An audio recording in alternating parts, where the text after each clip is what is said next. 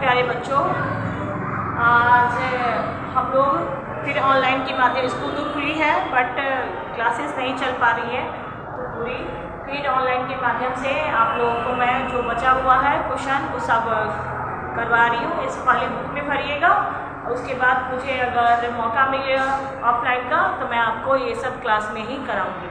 तो पहले ये सारे बुक में है, सो बुक में भरिएगा क्या, तो चैप्टर 5 और 6 का आपका जून महीने का सिलेबस कंप्लीट हो चुका है, अभी रिवीजन में है। तो रिवीजन में है, बुक में भरने वाला 1-2 क्वेश्चन रह गया, तो उसको मैं अभी पूरा करा दे रही हूँ कि आप लोग पूरा कर लीजिए। ठीक है, तो स्टार्ट करते हैं अभी हम क्या, चैप्टर 5 यानी पार्ट 5 का जो बचा हुआ है। और जिन्होंने आधे बच्चे ने बना के लाए, जिनका सबका चेक कर दिया गया है, लेकिन अभी भी आधे बचे हुए हैं कि कल ऑनलाइन ऑफलाइन दोनों हुआ था, लेकिन सभी ने बनाए नहीं। तो कृपया करके वीडियो देखिए और वीडियो देख के सारा ये होमवर्क अपना कंप्लीट करें। ठीक है, तो आइए स्टार्ट करते हैं हम पार्ट 5 का। बचा हुआ आपका जो है, जो किताब में भरनी है, ठीक है, आपकी बुक में ही है। तो बुक का मैंने ये मौखिक लिखित हो गया, अब लिखित का के नीचे ही है घटना के अनुसार लिखे, पहले क्या हुआ फिर क्या हुआ, यानी एक के बाद एक सीरियल नंबर से इसको लिख देना है। ये उल्टा पुल्टा लिखा हुआ है, इसको क्या करना है, क्रमबद्ध सजा देना है। तो ये है पार्ट 5, ये 5 में ही है।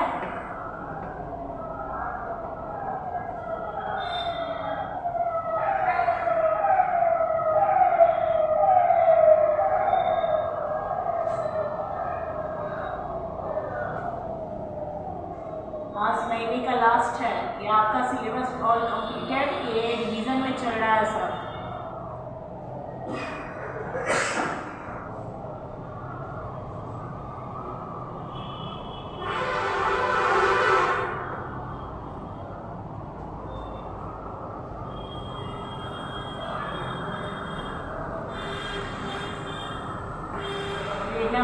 प्रश्न में हाँ,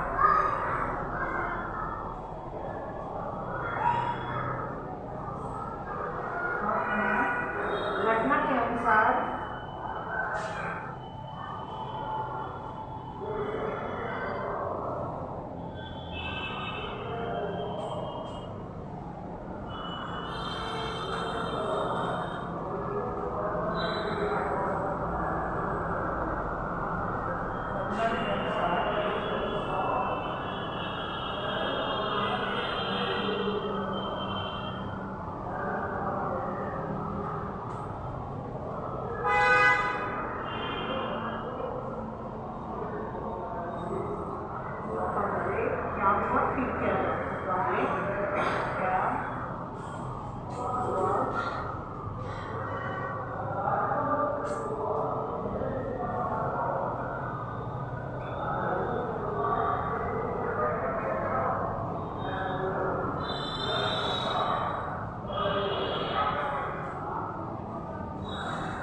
ये क्वेश्चन नंबर है आपका, क्वेश्चन नंबर ख में है कि पहले ये घटना के अनुसार यानी जो कहानी है, कहानी में जो भी आए हैं वो आप उन्हीं को क्या करना है, इसको सीरियल नंबर 1 से सजाना है। यानी सबसे पहला मैं लिख रही हूँ, यानी मैं उत्तर ही लिख रही हूँ।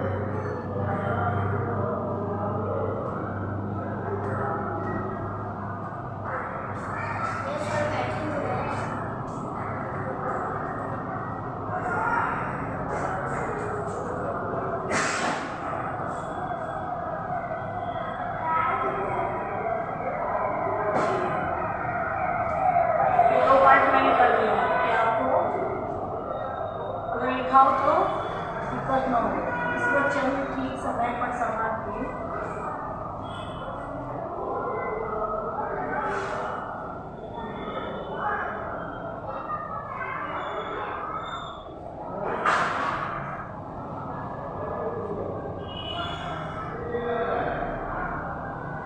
पहला सीरियल नंबर के अनुसार सजाना है, यानी पंक्तिबद्ध सजाना है इसको। तो सबसे पहले क्या हुआ, सबसे पहले इसमें है एक में ईश्वर चंद्र ठीक समय पर सभा के स्थान पर पहुंच गए। अब दूसरा नंबर, दूसरे में है सब लोग सभा के बाहर घूम रहे हैं।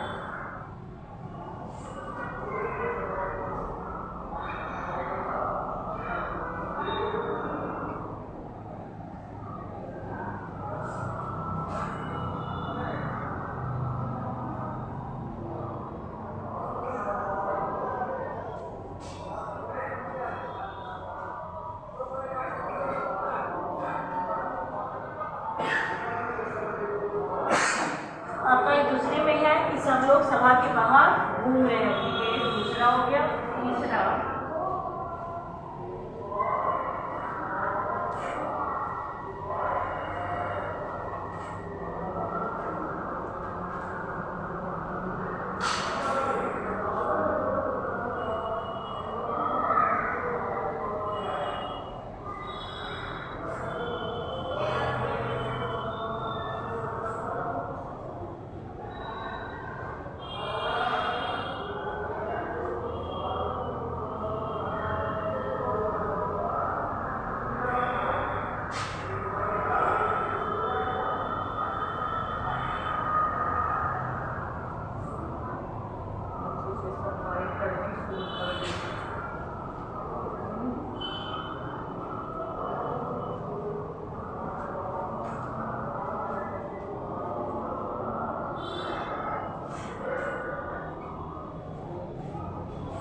आपकी तीसरी हो गई, तीसरी पंक्ति में है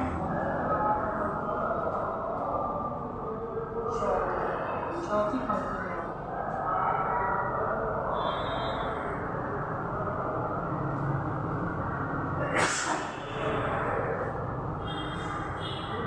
और लोग सफाई में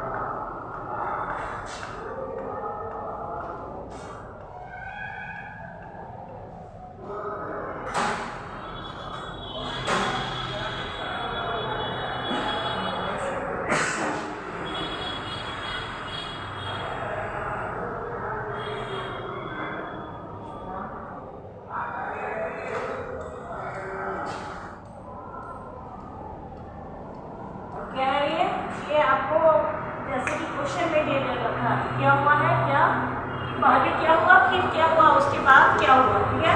तो पहले क्या हुआ में है, सबसे पहली पंक्ति में है ईश्वर चंद्र ठीक समय पर क्या करे, सभा के स्थान पर पहुंचे। दूसरी पंक्ति में है सब लोग सभा के बाहर घूम रहे थे। और तीसरी है ईश्वर चंद्र अपने हाथों से सफाई करनी शुरू कर दी। और चौथी पंक्ति में है कुछ और लोग सफाई में जुट गए, उन्होंने सभा की अध्यक्षता की। ये आपका है लिखित के नीचे एक फोन नंबर, ये आपका ये हो गया पूरा। तो आप इसे किताब में भरेंगे, ठीक है, किताब में भरेंगे कि ये सारे आपकी छोटी सी कहानी दी गई है, कहानी के माध्यम से मैंने आपको समझाया और उसी का एक क्वेश्चन दे दिया गया है कि पंक्तिबद्ध सजाए, क्रमबद्ध सजाए, तो ये पंक्तिबद्ध कर दिया गया है, ठीक है। अब आते हैं इसके बाद में आपकी है ग नंबर। ये कुछ बातें कहा गया है, किसके द्वारा कहा गया है, किसने कहा है, वो है अब इसमें ग नंबर। तो आप लोग इस वीडियो को अच्छे से देखिए और देख के इसे किताब में पहले भरिए, और भरने के बाद अगर मुझे मौका मिलता है तो मैं आपको इसे क्लास में करवाऊंगी कॉपी में, ठीक है, फेयर की कॉपी में। होमवर्क कुछ अलग ही देंगे कि आप लोग उसे करके आएंगे, ठीक है। अब है किसने कहा,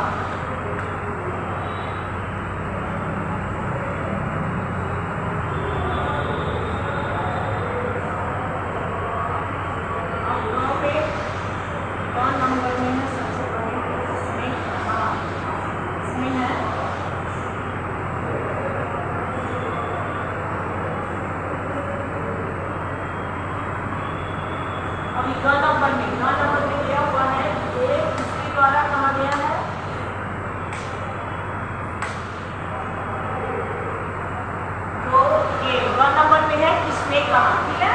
तो 1 नंबर का हम आते हैं कि इंग्लिश में क्या है 1 का। कोमल, दयालु और सहनशील। आपको मैं कहानी बताई थी कन्फ्यूशियस के बारे में। तो कन्फ्यूशियस क्या थे, एक चीन के एक प्रसिद्ध विद्वान थे जिन्होंने मरते मरते भी अपने शिष्यों को कुछ सीख दे के गए, कुछ सिखा के गए, कुछ बता के गए कि ज़िंदगी में कैसे बनो तुम लोग, किस प्रकार बनो। तो उन्होंने उदाहरण दिए थे, किसके बारे में दिए थे, तो उन्होंने उदाहरण बताए थे जीभ और दांत के बारे में। तो उन्होंने बताया था कि हम मनुष्य को हमेशा कैसे बना रहना चाहिए, तो हम मनुष्य को हमेशा जीभ की तरह अपने आप को बना के रखनी चाहिए। अगर हम जीभ की तरह रहेंगे तो लंबे समय तक हम कहीं भी रह सकते हैं। अगर हम दांत की तरह बने, दांत होते हैं कठोर, दांत कैसे होते हैं, कठोर। दांत के बिना तो कोई काम नहीं होता है, लेकिन क्या होता है, दांत बहुत ही कठोर होते हैं, जिसके कारण से उन्होंने बताया कि वो जल्दी चले गए, वे जल्दी नष्ट हो गए। तो यही क्वेश्चन पूछे, इसमें क्वेश्चन के माध्यम से है कि इसमें है कोमल, दयालु और सहनशील बनो। तो किसने कहा था ये बातें, कन्फ्यूशियस ने कहा था। यही इसमें लिखना है ये। तो इसमें क्या है, ये कोमल,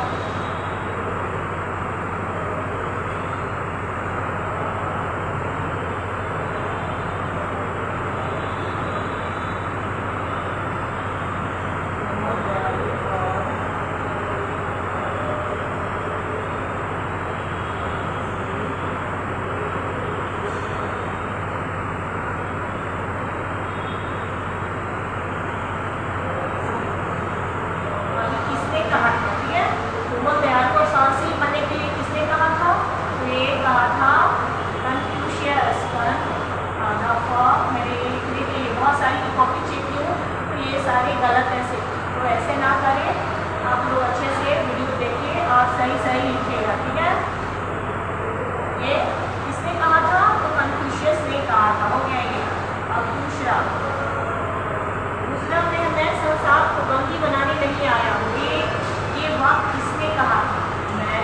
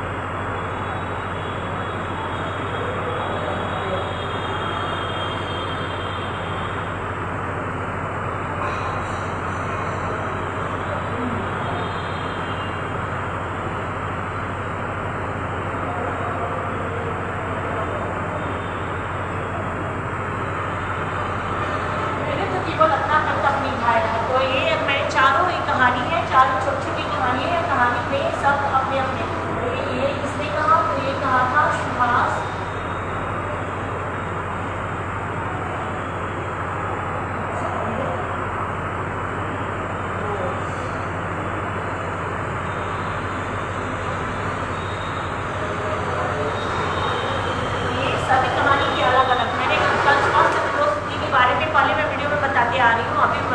सुभाष चंद्र बोस कौन थे, तो उन्होंने हमारे देश के लिए क्या क्या किया।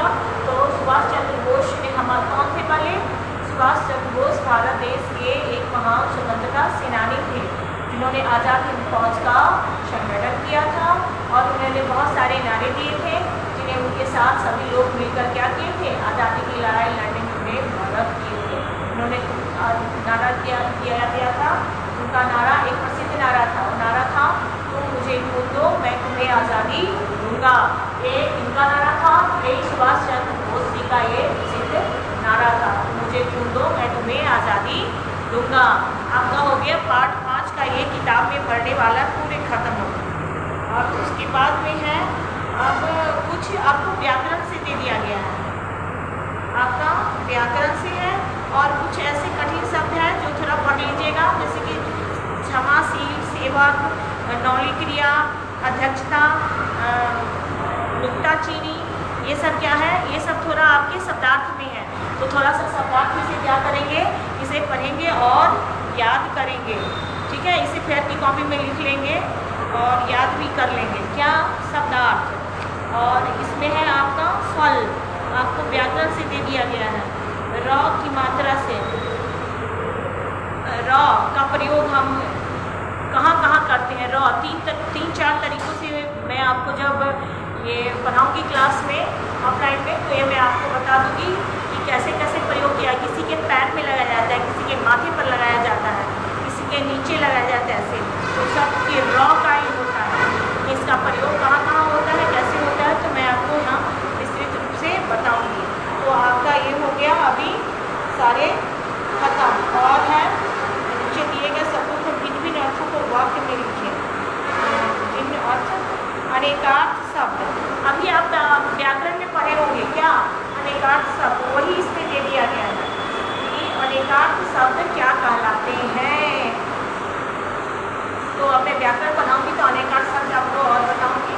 तो अभी मैं क्या कर रही हूँ, आपको इस पाठ का सारा क्या करेंगे, मैंने जो लिखा है उसे क्या करेंगे, सब किताब में भर लेंगे और इसे याद कर लेंगे, ये किताब में पढ़ने वाला है। तो अभी सारा मैं कराई सीधा में रखा,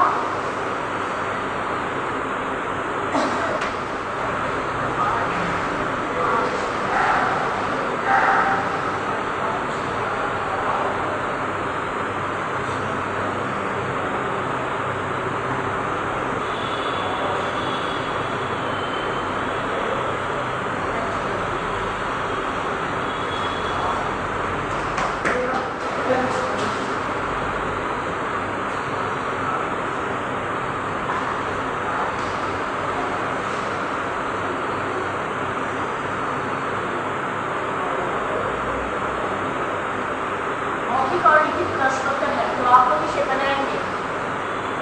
मौखिक प्रश्नोत्तर और लिखित दोनों ही पार्ट 5 का।